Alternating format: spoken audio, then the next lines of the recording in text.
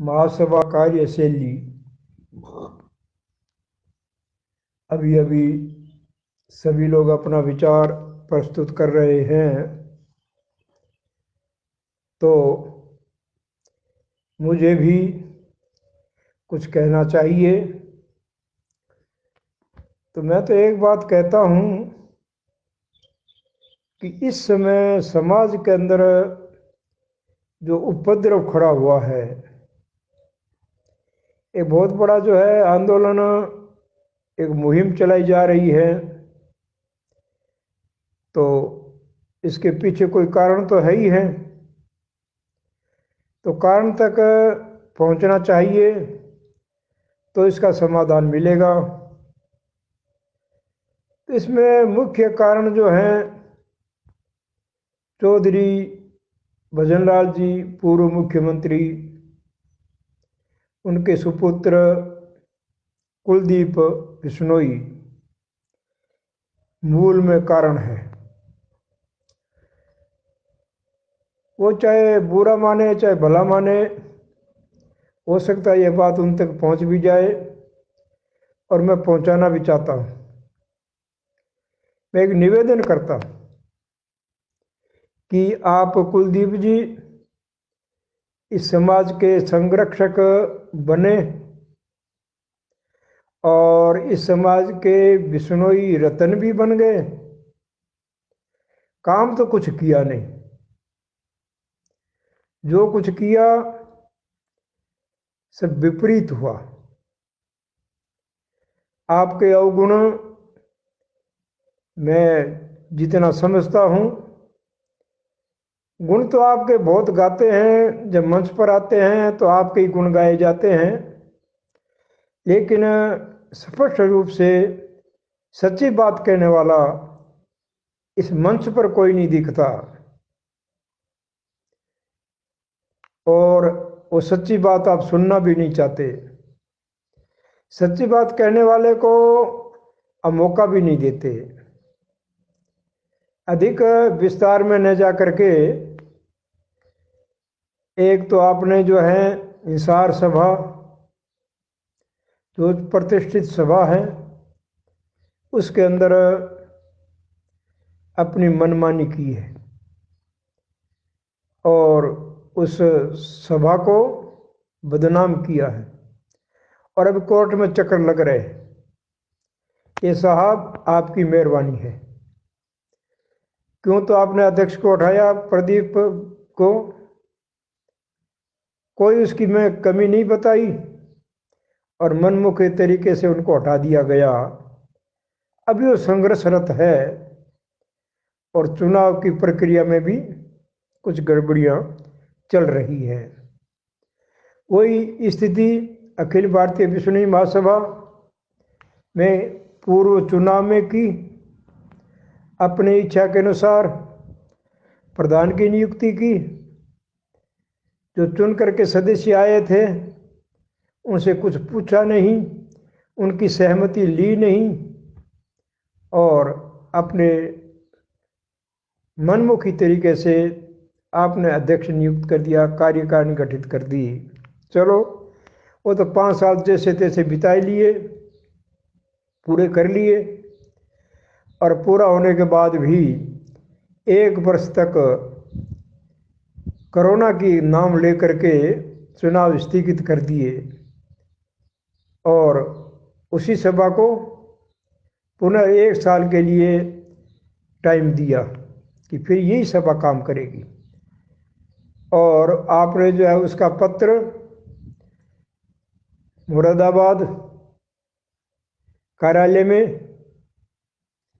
भेज दिया। वहाँ तो वही है, वही सभा चल रही है। अरे इधर नई सभा गठित कर दी, अध्यक्ष नए बना दिए, सचिव बना दिए, कार्यकारिणी बना दी, समितियां बना दी। ये क्या खेल है ये बराबर का? तो ये यही कारण है समाज में उपद्रव होने का।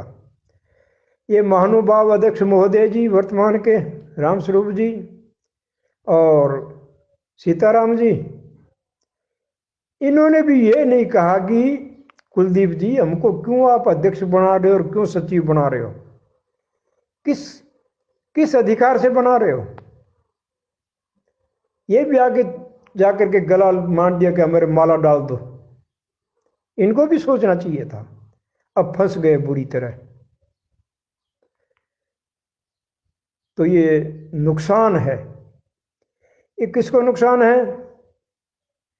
न तो कुलदीप जी को नुकसान है, न वर्तमान अध्यक्ष को नुकसान है, न जो है विरोध करने वालों को नुकसान है। केवल नुकसान है तो वह समाज को। मेरा पुनः निवेदन है कि कुलदीप जी आप चौधरी साहब के पुत्र हो और पुनर्विचार करो। आपने जो है ये बिश्नोई रत्न लिया, किससे लिया? क्या कौन सा कार्य कर दिया आपने जिसकी योग्यता दे करके आपको रत्न दिया जाए? इंसार सभा खंडित करना और महासभा को खंडित करना, ये है क्या? इसके आधार पर मिला आपको बिश्नोई रत्न। और संरक्षक पद जो कि सोसाइटी एक्ट में है ही भी नहीं, और जबरदस्ती बन के बैठ गए और महासभा की नियुक्ति करने चले, ये है उपद्रव का कारण। तीसरा, इस वर्तमान में ठीक है, ये पूरा समाज इस बात को कहता है कि पुत्र जो है पिता के बस में नहीं है। ठीक है, नहीं है तो नहीं है, उसका कोई इलाज नहीं है। लेकिन पूरे समाज की एक मांग है कि आप सामान्य हो जाइए, विशेष नहीं रहे अभी। और ये जो आपने पद प्राप्त किए हैं, संरक्षक का पद और बिश्नोई रत्न का पद, ये वापस लौटा दीजिए समाज को बड़ी विनम्रता के साथ, तो आपकी इज्जत फिर बनी रहेगी। अन्यथा अब बात बहुत खतरनाक स्थिति पर पहुंच गई है। ये समाज टूटेगा। ये जाम्बू जी महाराज का बोया बनाया हुआ जो पंथ है, मार्ग है, ये पौधा रोपा गया है, ये उखाड़ो मत, इसको कैंची मत चलाओ इस पर। ये आपके पिताश्री ने नहीं बताया था कि आप कैंची चलाओगे।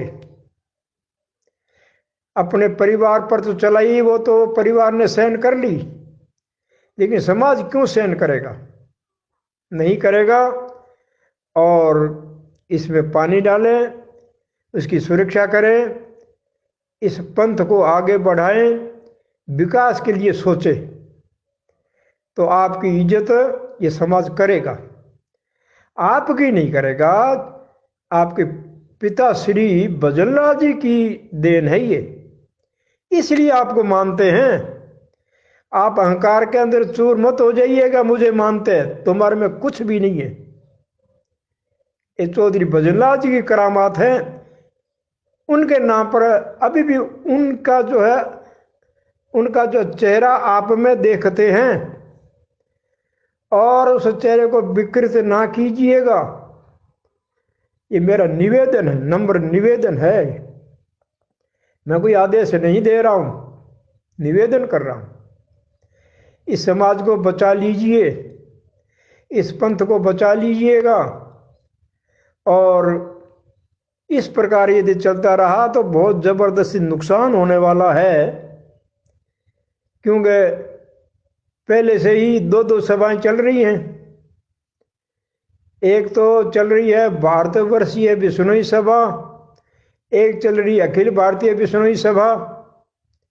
ये नाम बदला, गलती तो कर चुके पूर्वज हमारे, अब उसका भुगतान तो हमें करना ही पड़ेगा। और इस गलती के कारण से ये दिल्ली की संस्थान, गुड़गांव की संस्थान और भी महासभा के जितने संस्थान हैं, ये सब हाथ से चले जाएंगे। इन पर ताला पड़ जाएगा। ये अखिल भारतीय विष्णु महासभा अवैध घोषित होने जा रही है, इसको तुम बचा नहीं सकते। और इसके नाम से भूमि मिली है सरकार से, और सरकार वापस ले लेगी अपनी भूमि। और ये समाज का बहुत बड़ा नुकसान करने जा रहे हो। सोचो, अब भी सोचो।